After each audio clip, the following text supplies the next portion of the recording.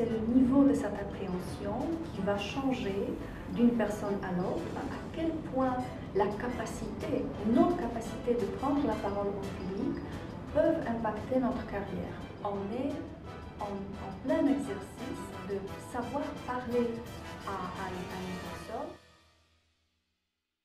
Madame Magorsat Sadeni, bonjour. Bonjour. Je vous remercie infiniment d'avoir accepté notre invitation. Je vous en remercie.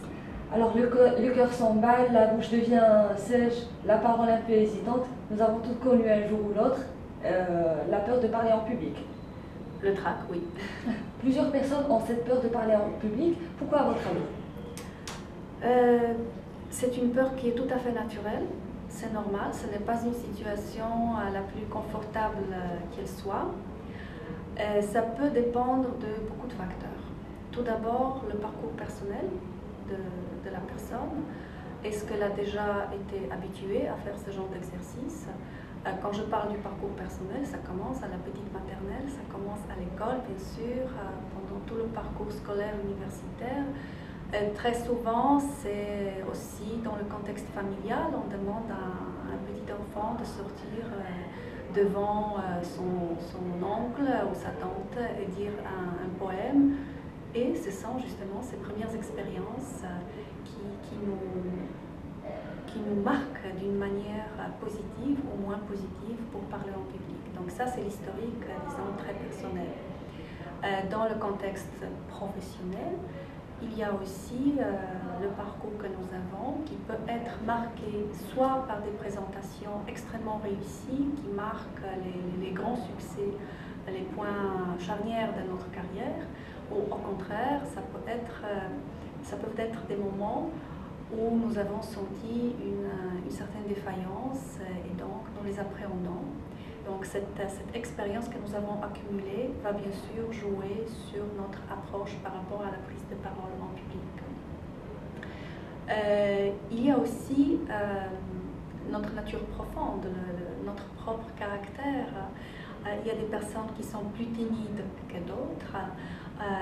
Par contre, les autres sont plus extravertis. Pour elles, c'est beaucoup plus facile. Bien sûr, pour les timides, ça va toujours être une expérience traumatisante, ceci étant, lorsqu'on maîtrise un ensemble de techniques de base et lorsqu'on a suffisamment de courage pour expérimenter, pour se lancer, tout le monde est capable de faire une prestation correcte. J'ai dit correcte, ça ne veut pas dire que tout le monde a le potentiel de devenir un grand orateur qui emballe les foules. Ça, non. Par contre, pour faire une présentation correcte et pour avoir un bon résultat, oui, tout le monde est capable de ça à force de travail, à force de persévérance.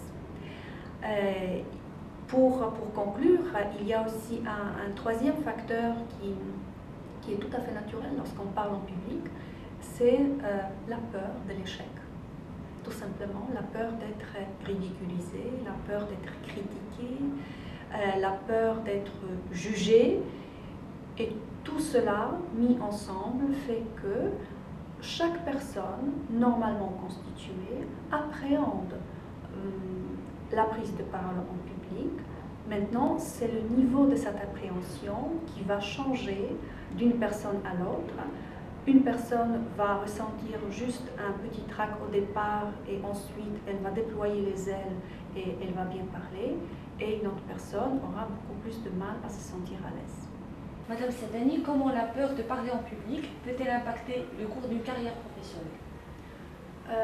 J'aimerais bien répondre à votre question d'une manière positive, si possible. Ça veut dire à quel point la capacité, notre capacité de prendre la parole en public peuvent impacter notre carrière. Tout naturellement, lorsque nous savons comment parler aux gens, comment parler aux plusieurs personnes qui sont dans un auditoire, nous nous distinguons par rapport aux autres personnes. Nous savons mieux que d'autres vendre, entre guillemets, le travail que nous avons fait ou que notre équipe a fait. Parce qu'il ne s'agit pas seulement de travail personnel, mais très souvent de travail d'une équipe qu'une personne ou que deux personnes doivent présenter devant la hiérarchie. Mais même avant d'en arriver là, il y a le passage obligé, par exemple, par un entretien d'embauche. Et là, on est en plein exercice de savoir parler à une personne totalement inconnue, à savoir se vendre, entre guillemets. Bien sûr, ce public, il est assez restreint. Dans le meilleur des cas, il y a un jury de 2 ou 3 ou 4 personnes, ça dépend. Mais c'est toujours ça. Il faut toujours commencer par des comités petits pour ensuite pouvoir s'exprimer devant 50, 100, voire plus de personnes.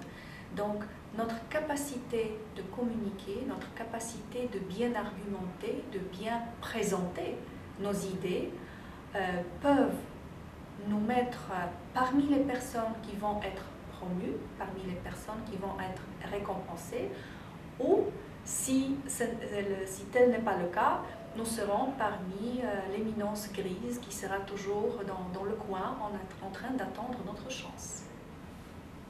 Quelles sont les techniques les plus souvent utilisées pour vaincre la peur et améliorer la prise de parole en public? Les techniques sont nombreuses. Je les regroupe en 3 axes principaux.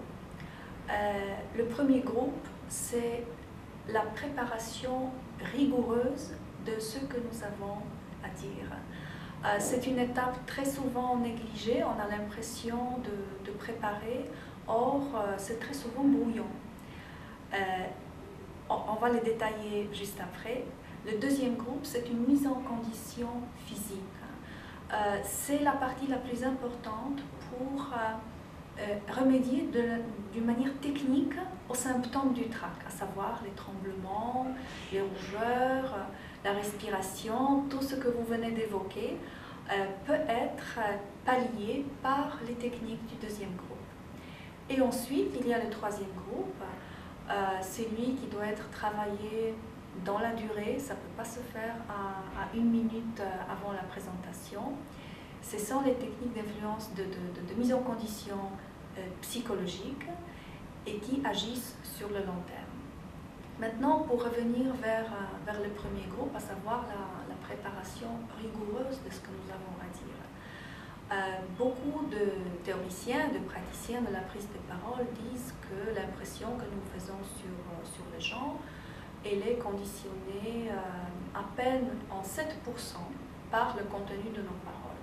C'est vrai, le paraverbal et le non-verbal sont beaucoup plus importants que le verbal. Par contre, si nous ne préparons pas assez le verbal, nous commençons à ressentir un malaise, une certaine mauvaise conscience de la mauvaise préparation, et ça agit directement sur les autres volets qui sont tellement importants, à savoir le paraverbal et le non-verbal. Donc la préparation rigoureuse qui consiste tout d'abord à se fixer un objectif. Quel est l'objectif de ma prise de parole? Très souvent, nous avons un temps extrêmement limité, maximum 1 demi-heure, voire moins que ça. Et ce n'est pas assez pour présenter toutes nos connaissances sur un sujet donné. Donc, il faut opérer les choix, il faut trouver les arguments les plus adaptés par rapport au public que nous aurons, parce que nous ne nous adressons pas toujours aux mêmes personnes, au même profil de personnes. Donc, l'analyse du public, mon objectif, ensuite viennent les arguments, ensuite seulement il y a une mise en page, si c'est une présentation à l'aide des supports audiovisuels, ce n'est qu'à ce moment-là que nous pouvons nous asseoir devant notre ordinateur et concevoir une présentation, concevoir les supports. Il faut aussi se préparer à répondre aux questions. Très souvent, c'est l'un des éléments le plus redoutés par les personnes qui parlent en public, de recevoir les questions auxquelles on ne sait pas répondre. À ça, j'ai un argument très simple. Lorsque vous présentez un projet, lorsque vous défendez un dossier, vous l'avez préparé. Donc vous êtes censé être la personne qui connaît le mieux ce sujet. Alors, inventez pour vous-même, la veille ou un peu plus avant, les questions les plus difficiles que vous puissiez vous poser à vous-même. Et je vous garantis que personne dans l'auditoire ne pourra trouver des questions plus difficiles. Donc ça, c'est déjà la première chose, être préparé. Ensuite, il y a la mise en condition physique. Pour bien parler, il est très important de maîtriser sa respiration. La respiration abdominale, qui n'est pas naturelle, qui n'est pas spontanée, mais qui peut devenir spontanée à force d'exercice. Ça aussi, ça nécessite un peu de temps pour prendre cette habitude.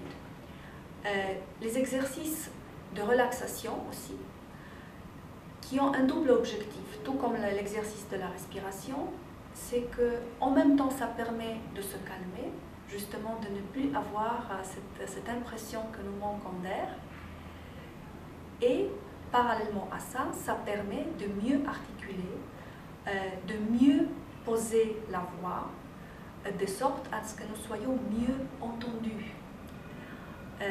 Bien sûr, aujourd'hui, surtout devant les grands auditoires, très souvent, les gens prennent la parole en se servant des supports techniques, les microphones, etc. Mais dans un petit comité, j'encourage les gens toujours à parler d'une voix naturelle parce qu'elle est plus mélodieuse, elle est moins mécanique et elle arrive mieux aux oreilles des interlocuteurs.